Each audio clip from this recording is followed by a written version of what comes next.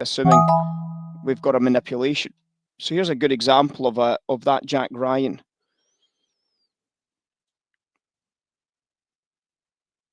At the cash open, we said that we'd obviously be watching to see what the manipulation was going to be at the cash open. And you can see at the cash open, the idea is that the cash open, they're going to take prices higher. They're going to take prices higher. And they're going to try and find a price that they can sell that into, right?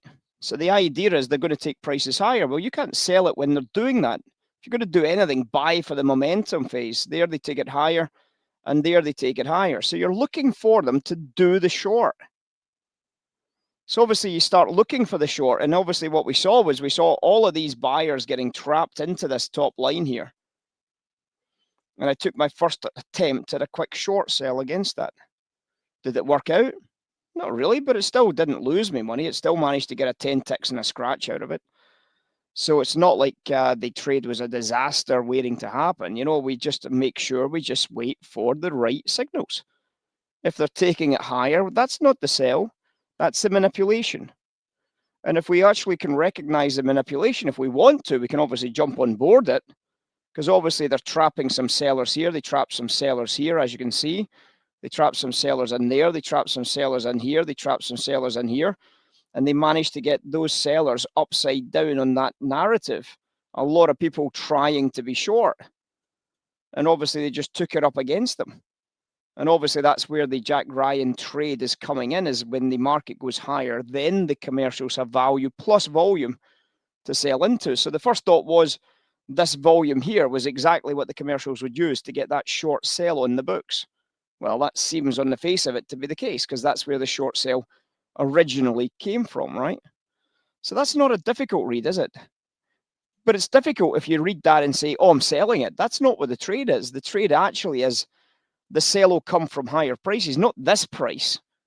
But if they take it higher, they're going to do it to try and get the best possible commercial short sell into that price, right?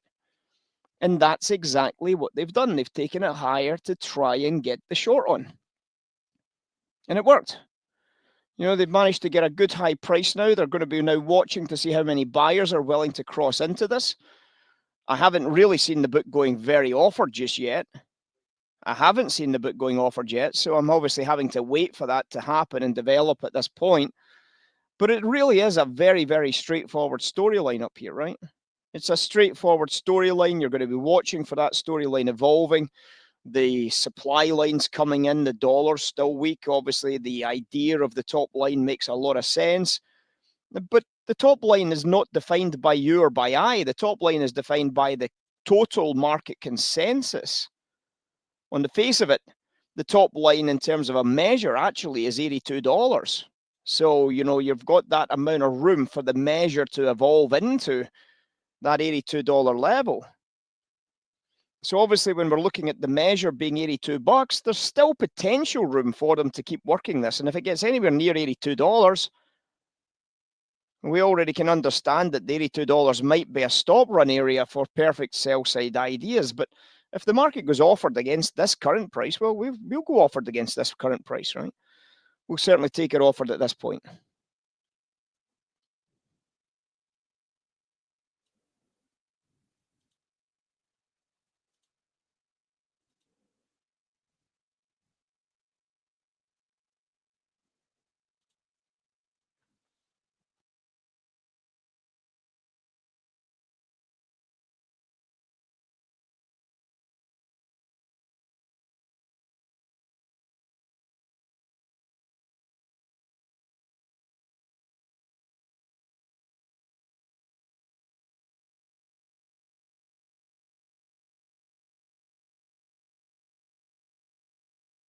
Well, it looks like that S&P level was absolutely spectacular, wasn't it?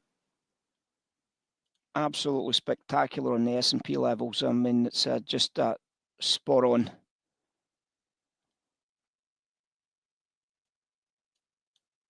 You'll see that 15 hours ago, we gave you the S&P levels as 4148, 4172, 13350 on the NASDAQ. So 4148, 4172, right? They're the only two trades that have happened today. in terms of levels. So 41.48, 41.72, two key levels, two key dealer levels. And you can see that the S&P has traded at exactly those two prices, 41.48. There it is there. Yeah, 41.48. And at the top edge, 41.72. The only two prices that have traded today. So you can obviously recognize dealer levels are quite important. One would imagine you understand that already anyway. So good stuff.